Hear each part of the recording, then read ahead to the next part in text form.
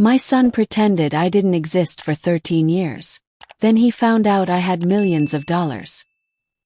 He came to my house carrying bags with his wife next to him. As your son, I deserve part of this, he said, pointing at my home like it already belonged to him. We're staying here. You have too much space for just yourself. 13 years without a single phone call. And this was how he decided to say hello again. If you're watching, please subscribe and tell me which country you're from. I should probably explain how things got so bad. How my own child could show up after more than 10 years of acting like I was invisible, asking for money he never helped me earn. But first, let me tell you what I did next, because this moment changed everything. I looked at my son Derek and his wife Amanda, who stood behind him like she thought I might yell. She was right to worry. Well, I said calmly. This is very interesting. Derek's confident face changed a little. He wasn't expecting me to be so calm. He probably thought I would be so happy and grateful that he came back. Mom, we've been thinking about things, he started to say, but I raised my hand to stop him. Derek, sweetheart, I said, using the same voice I used when he was little and broke my favorite lamp. Before you say anything else, you need to know something about your mother. I stopped talking and watched his face closely. I learned a lot about people in 13 years. I learned about family members who only care when there's money. Amanda finally walked closer, smiling in a way that looked fake. Margaret, we know we haven't talked in a while, but family is still family, right? We want to fix our relationship. Fix it. I laughed and it felt wonderful. Honey, you can't fix something that someone smashed on purpose. I looked at both of them standing there like hungry birds waiting for food. But sure, come inside. Let's talk about relationships. Let's talk about thinking you deserve things. Let's talk about what you think you should get from me. They pulled their suitcases past me into my hallway. I saw Derek's face in the mirror on the wall. For just a second he looked worried. Perfect. Because what he was going to learn would surprise him very much. The real question wasn't if I would let them stay. The real question was if they would even want to stay after they learned who they were really dealing with. This house is smaller than I thought it would be, Amanda said, looking around like she was already planning to change everything.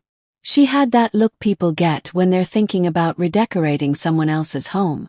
Derek was doing the same thing, looking at my furniture and decorations like he was already planning to sell them. If these two thought they were dealing with the same sad woman who begged them to call her 13 years ago, they were going to get a very big shock. I took them to the living room. The same room where Derek said his last mean words to me all those years ago. Sit down, I said, pointing at the couch. Let's catch up. This was probably the first time in his grown-up life that Derek actually listened to what I told him to do. We heard about your good luck, Amanda started, clearly the one who was supposed to do most of the talking. Derek has been worried about you, haven't you, honey? Derek nodded, but he looked like he had practiced this in front of a mirror. I have, Mom. When I heard about you winning all that money, I thought she shouldn't handle all that cash by herself. Dangerous. Bad people might try to trick her. I almost spit out my tea. Trick her? Said slowly. You mean like showing up without being invited after 13 years of silence, demanding a place to live and asking for money you didn't help earn? That's not what this is, Derek said quickly, but he couldn't look me in the eyes. This is about family taking care of family, about making sure you're safe. I put down my cup very carefully. Derek, the last time we talked, you told me I was embarrassing to your new life. You said successful people don't carry around heavy baggage, and I was your baggage. Those were your exact words. His face turned white. Amanda's fake smile went away like a light turning off. That was different, he whispered. I was young and stressed about work. You were 32, I interrupted. Old enough to know that words hurt people. Old enough to know that some doors, once you slam them shut, don't open again just because things change. Amanda jumped in, her voice sounding sweet but fake. Margaret, everyone says things they don't mean when they're upset. What matters is that we're here now, ready to be family again. Ready to be family. That was funny coming from a woman who helped push me out of their lives. I looked at these two people sitting in my living room and felt something I hadn't felt in years. Complete control. They needed something from me, which meant for the first time ever I had all the power. "Tell me," I said, sitting back in my chair. "Exactly how much of my money do you think belongs to you?"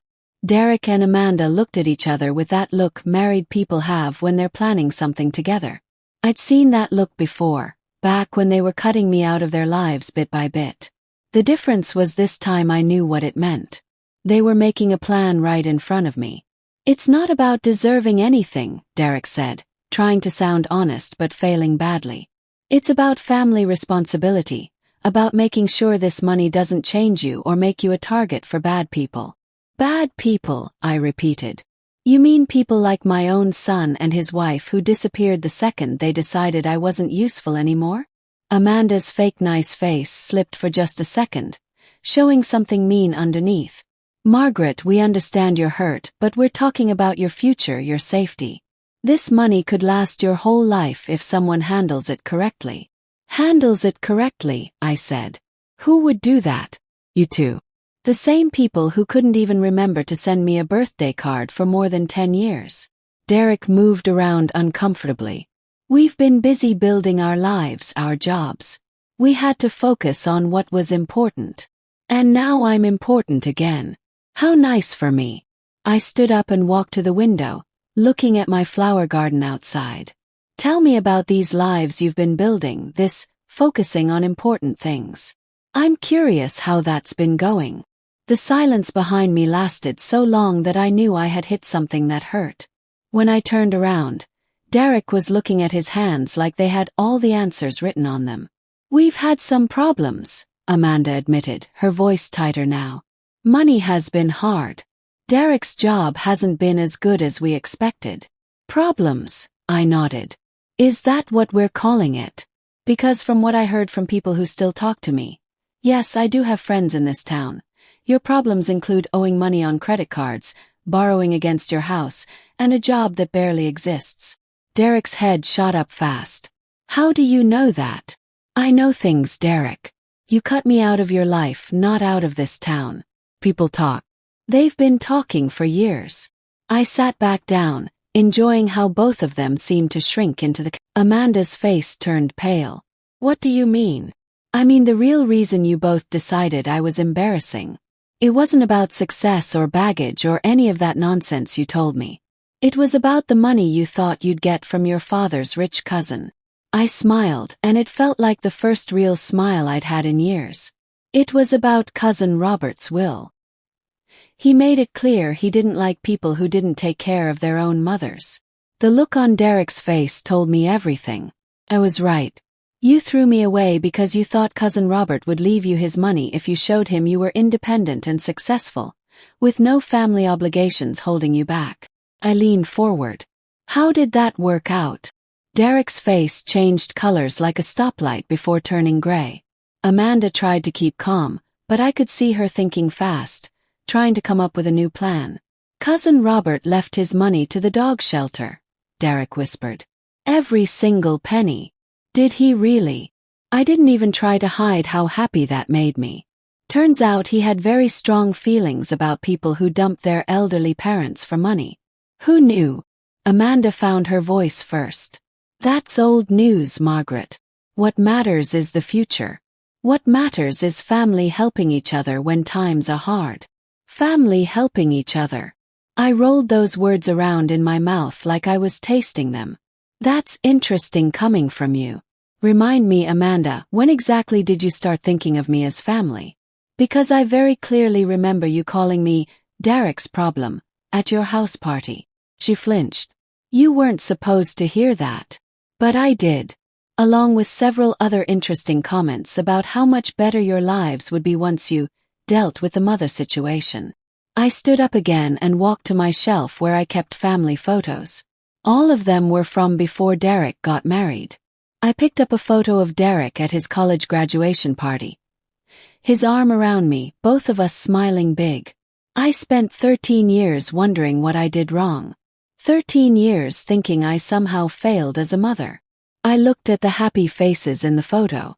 But I didn't fail, did I? I raised a son who was kind and thoughtful and caring. The failure happened after he met you. That's not fair, Derek protested weakly. Fair. I turned to look at them both. You want to talk about fair? Fair would have been talking to me before you cut off all contact. Fair would have been being honest about why you were doing it. Fair would have been treating your mother like a human being instead of garbage to throw away. We made mistakes, Amanda said, her voice sharp with growing panic. But we're here now. We want to fix things. Fix things, I repeated. With my money. It's not about the money, Derek insisted, but his voice sounded hollow and empty. Really? Then let's try something.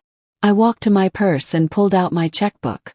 Let's say I write you a check right now for $50,000. A generous gift to help with those problems you mentioned.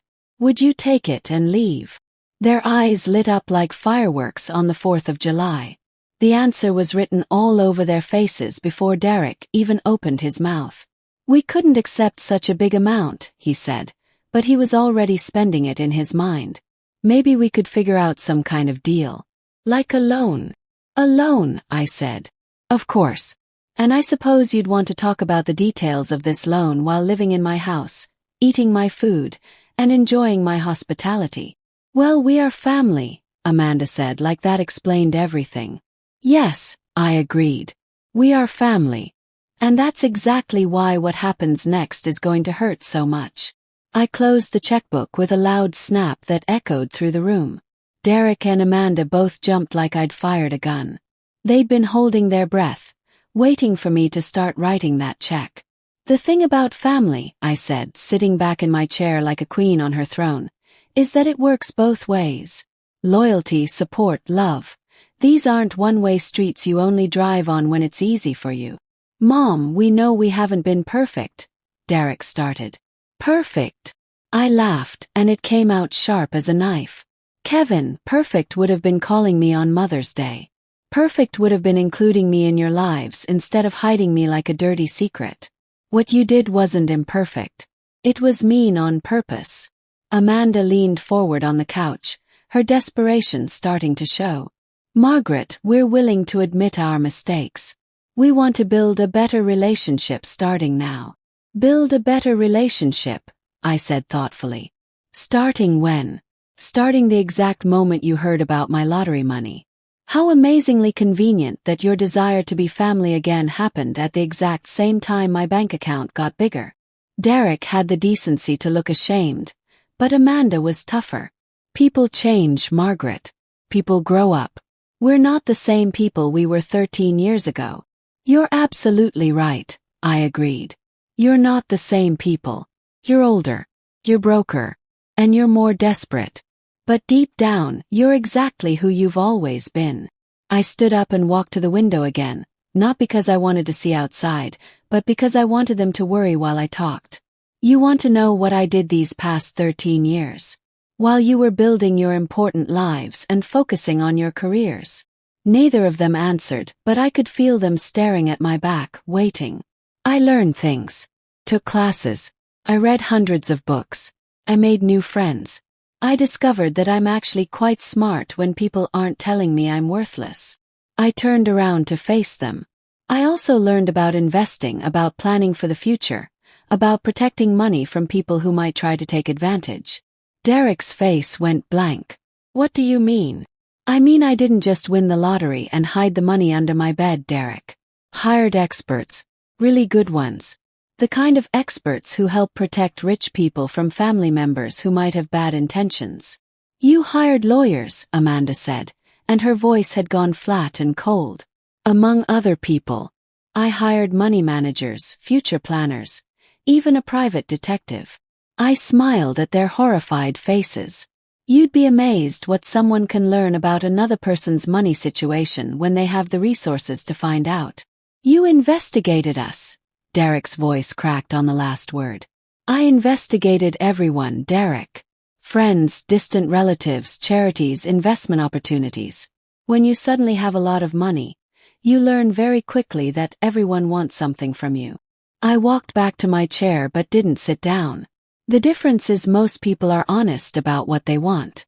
They don't show up pretending to care when they really just want cash. Amanda's fake nice mask was complete. The silence stretched between us like a rubber band about to snap.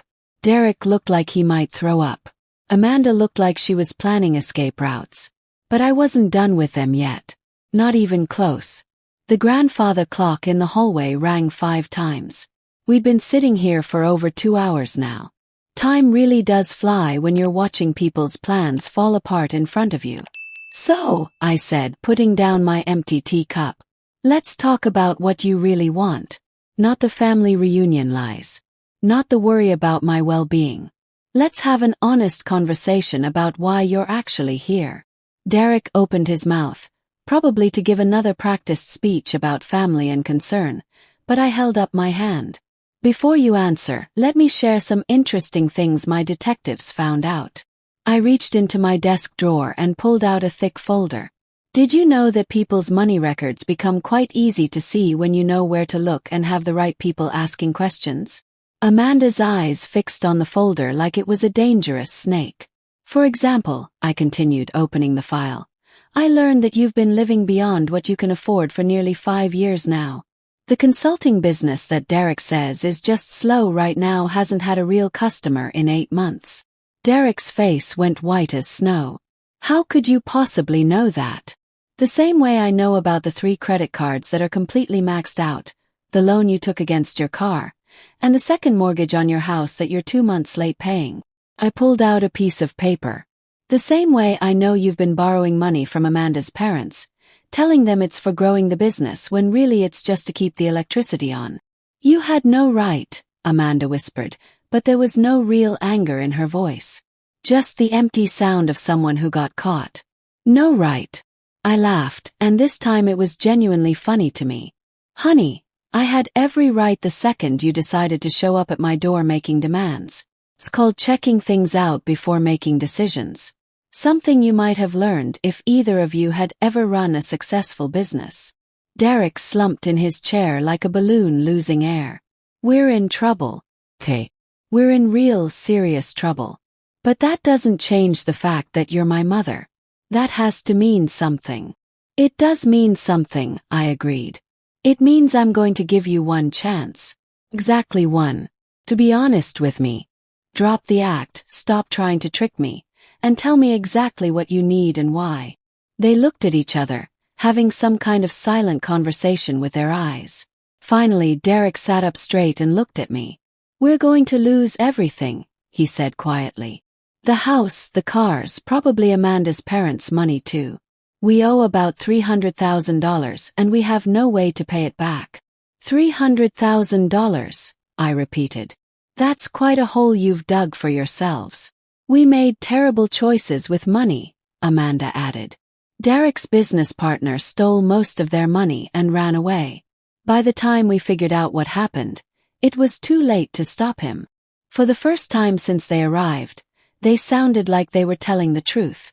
It didn't make me feel sorry for them, but it did make me interested. And you thought showing up here with demands and suitcases was your best plan for getting help? We thought, Derek said slowly, that if we presented it as wanting to reconnect, as wanting to spend time with you, it might be easier than admitting we need money. Easier, I said. For whom? Derek had the decency to look ashamed. For us. We thought it would be easier for us. Finally, a moment of real honesty. It was almost refreshing, like opening a window in a stuffy room. Well, I said, closing the folder and setting it aside. Now we're getting somewhere. I let the number hang in the air between us. $300,000. That's quite an accomplishment. Most people take their whole lives to owe that much money. Derek winced like I'd slapped him. We know how bad it sounds. Do you? Because it sounds like 2 people who made a bunch of terrible decisions and now want someone else to pay for their mistakes. I leaned back in my chair. Tell me about this business partner who supposedly stole your money. Marcus Williams, Amanda said quickly. He was Derek's college roommate. They started the consulting company together 5 years ago. Marcus Williams, I repeated, pulling out my phone. Funny thing about having good detectives, they tend to be very thorough. I scrolled through my notes. Marcus Williams didn't steal anything. Marcus Williams discovered that his business partner was taking company money for personal stuff and gambling. He reported it to the police and ended the partnership to protect himself. The silence in my living room was so complete I could hear the refrigerator humming in the kitchen. "That's not what happened," Derek said weakly. "Isn't it? Because according to the police report..." "Yes, there's a police report. You've been under investigation for business fraud for the past 8 months. They just haven't decided if they're going to arrest you yet." Amanda's face had turned the color of old newspaper.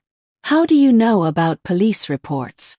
"The same way I know that you've been telling your parents Derek has a serious illness that needs expensive treatment.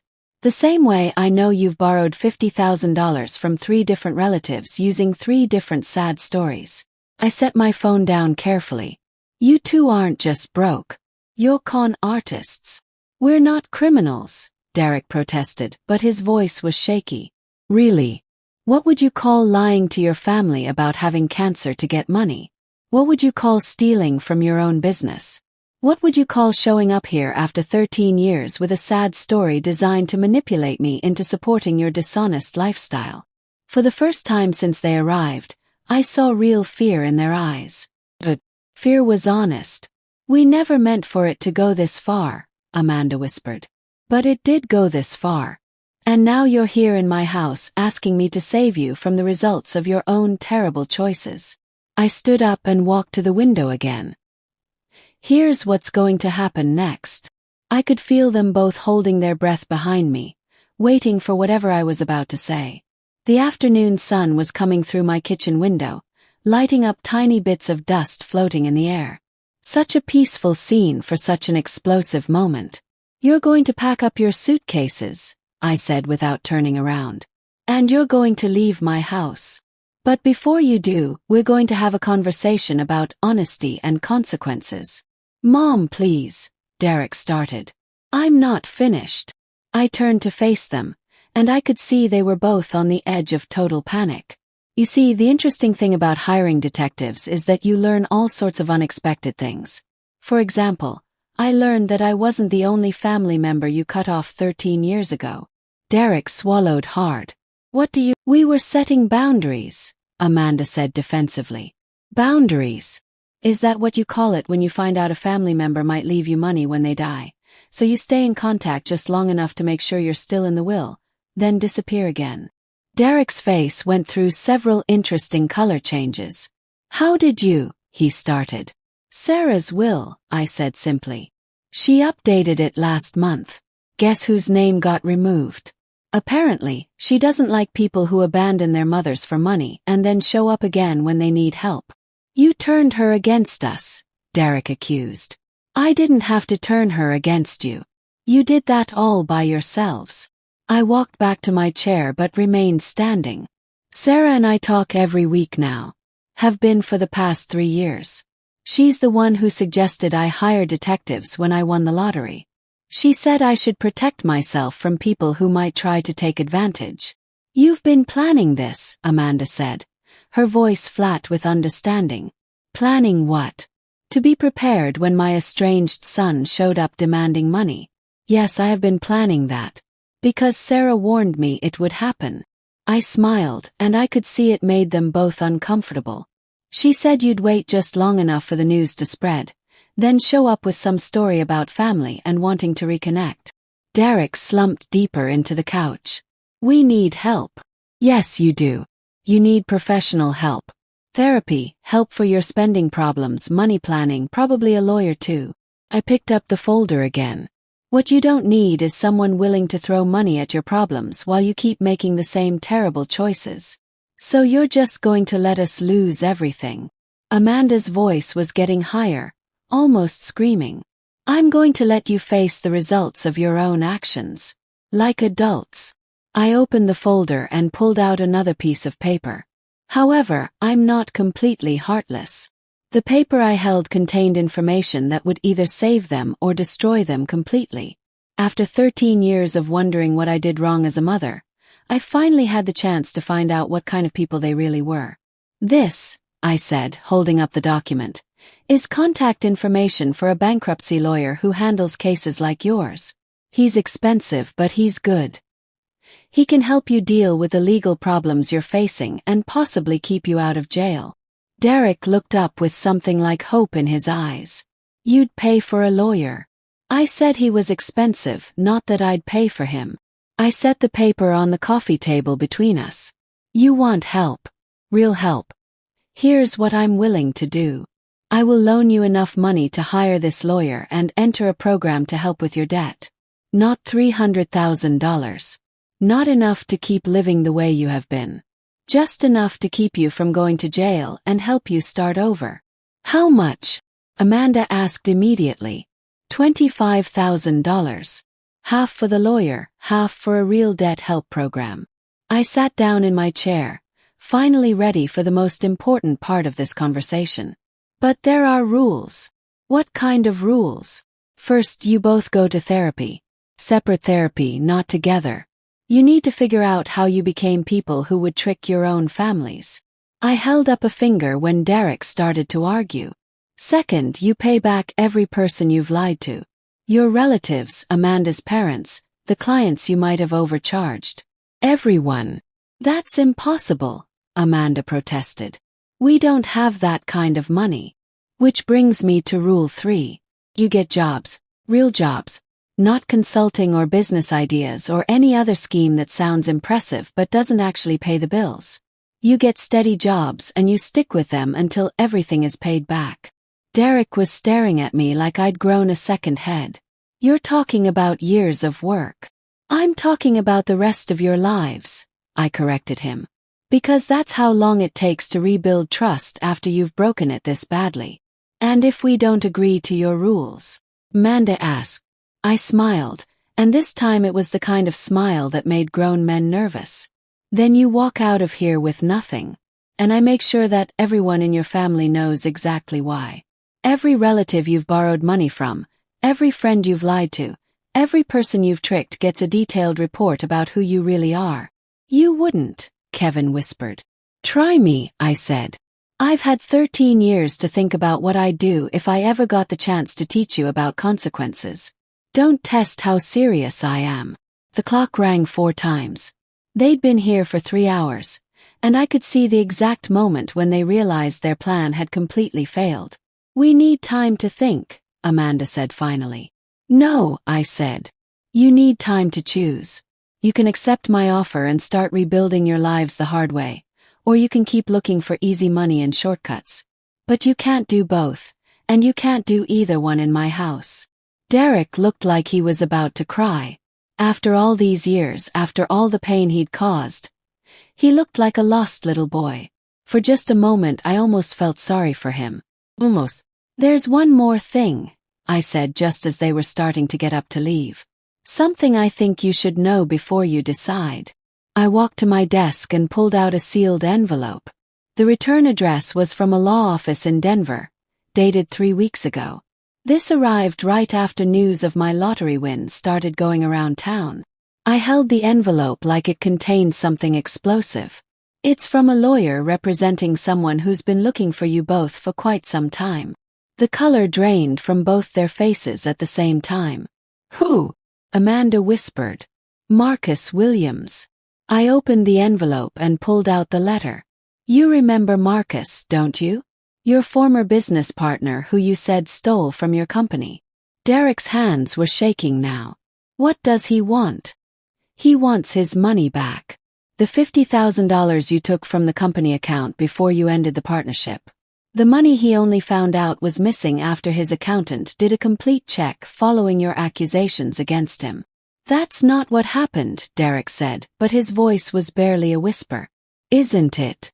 According to this letter, Marcus has been working with the police to build a case against you.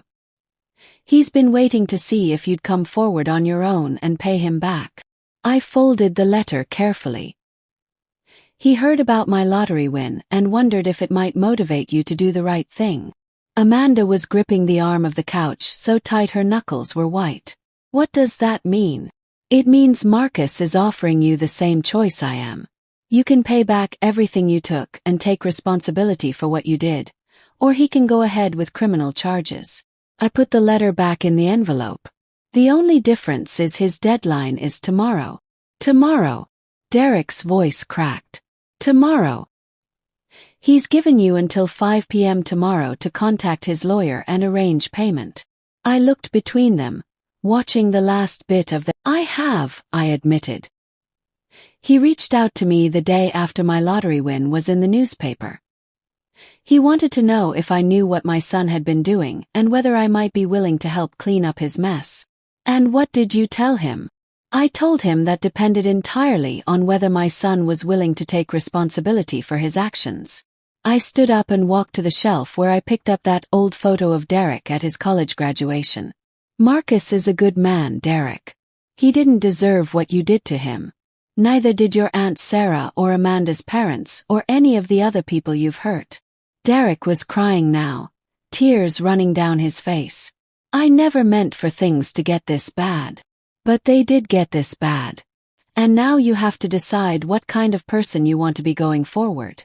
I set the photo down and turned to face them both. You can accept my help and Marcus's mercy, work hard to make things right, and maybe save some small piece of your dignity. Or you can keep running, keep lying, keep looking for easy solutions to problems you created. Some choice, Amanda muttered. It's the only choice that matters, I said. The choice to be honest. Finally. They looked at each other, and I could see 13 years of bad decisions weighing on their shoulders like heavy rocks. The room felt smaller somehow, like the walls were closing in on them. Derek wiped his eyes with the back of his hand, and Amanda stared at the floor like it might open up and swallow her. We need to talk, Derek said quietly. Alone. Just for a minute. Take all the time you need, I said. I'll be in the kitchen. You have until I finish making dinner to decide. I walked out of the room, leaving them to face what they'd become. The next morning I sat at my kitchen table with my coffee and the newspaper waiting. Marcus Williams had given them until 5 p.m., but something told me they'd call much sooner. People facing prison time don't sleep well at night. The phone rang at 8:32 a.m. Mom. Derek's voice sounded tired, like he'd been awake all night thinking. Yes, Derek. We accept your rules. All of them. Both of you. Yes. Amanda agrees too. We want to make this right. I put down my coffee cup and leaned back in my chair. Derek, before I give any money or make any calls for you, I need you to answer one question honestly. Okay. If I hadn't won the lottery, if I was still just your broke mother living in a tiny apartment, would you have ever called me? Would you have ever tried to fix our relationship? The pause went on so long I wondered if the call had dropped. I could hear him breathing on the other end, thinking, struggling with whether to tell the truth or another lie. No, he said finally, his voice cracking. Probably not. I was too embarrassed about what I'd done, too proud to admit I was wrong, and too scared that you wouldn't forgive me. It was the first completely honest thing he'd said since showing up at my door. It hurt to hear, but it was also exactly what I needed. Thank you for telling me the truth, I said. Now I have something to tell you. What? I forgive you. Not because you're sorry now. Not because you're in trouble and need help. But because holding on to anger for 13 years was hurting me more than it was hurting you. I picked up my coffee again, surprised my hands weren't shaking. I forgive you, Derek. But forgiving you doesn't mean trusting you. Trust has to be earned back, and that's going to take a very long time. I understand. Do you? Because earning back trust means years of doing the right thing. It means therapy and hard work and proving you've changed, not just saying you will. I understand, he said again, and this time I believed him. Good. I'll call the lawyer this morning and Marcus this afternoon. You and Amanda need to be in their offices by the end of business today. I paused, looking out at my garden where the first spring flowers were starting to bloom after the long winter. And Derek. Yes. This is your last chance. If you mess this up, if you lie again or try to take shortcuts or hurt anyone else I care about, you're on your own forever. Do you understand that? I know, Mom. I know. After I hung up, I sat in my kitchen for a long time thinking about second chances and the difference between forgiveness and letting people walk all over you. Some people might say I was being too hard on my son. That family should stick together no matter what happens. But those people had never spent 13 years wondering what they did wrong. Never felt the specific pain of being thrown away by their own child like yesterday's garbage. Never had to rebuild their entire sense of who they were after being told they were worthless and embarrassing. I'd learned something important in those 13 years. Love without boundaries isn't really love at all. Just fear wearing prettier clothes. My phone buzzed with a text message. It was from my sister Sarah.